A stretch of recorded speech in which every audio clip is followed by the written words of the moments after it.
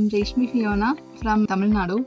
I've completed my graduation from Government College of Engineering, Tirunelveli, and later I came to know about Emertxe because of lots of searching from Google. I used to search about embedded systems. At that time, I heard about this embedded system technology course, but I don't know where to start with. And later, I have found this Emertxe Information Technologies is good, and they are providing good training and facilities for enhancing the career. So I joined here in the month of August. So later we have learned so many modules like C++, Linux internals, data structures, microcontrollers, and so on. So in each module, we solved so much of assignments and projects that helped me to achieve a placement in LG. So thank you, Emertxe, for this wonderful opportunity, and thank you for helping me to start a career in embedded system domain.